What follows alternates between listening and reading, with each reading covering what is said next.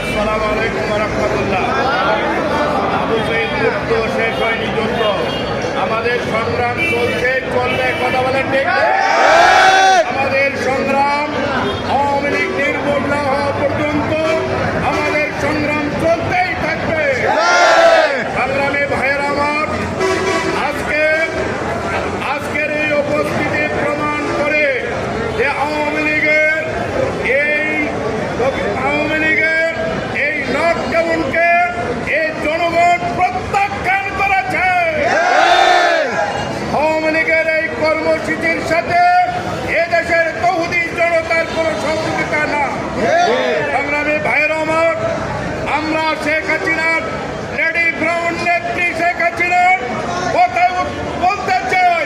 তিনি বলেছিলেন বিগত সময় যারা গাড়িতে আগুন দেবে, বাসে আগুন দেবে, ওই হাতগুলো ওই আগুনে পুড়তে হবে। আজকে তার ভাষায় আমরা বলতে চাই,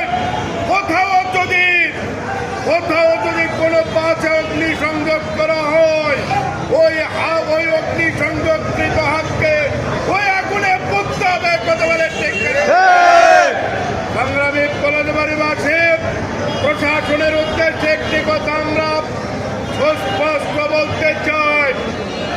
আজকে নিষিদ্ধ আওয়ামী লীগের নেতা কর্মী কিভাবে রাস্তায় টায়ার চালায়, আর তাদেরকে যদি প্রশাসন ধরতে না পারে, পুলিশ যদি ধরতে না পারে, আমরা ধরে নেব এই প্রশাসনের মধ্যে আওয়ামী লীগের গুপ্তচর রয়েছে।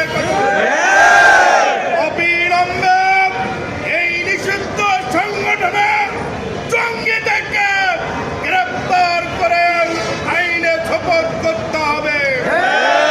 আমরা সরকার প্রধানের উদ্দেশ্যে বলতে চাই, আমরা বলেছিলাম জুলাই যোদ্ধাদের গণহত্যার বিচার করতে হবে, প্রয়োজনে সংস্কার করতে হবে, তারপরেই নির্বাচন দিতে হবে।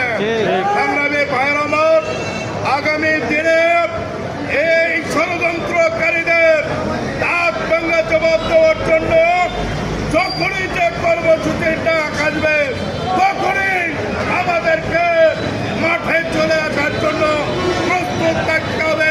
ধন্যবাদ সকলকে। আসসালামু আলাইকুম।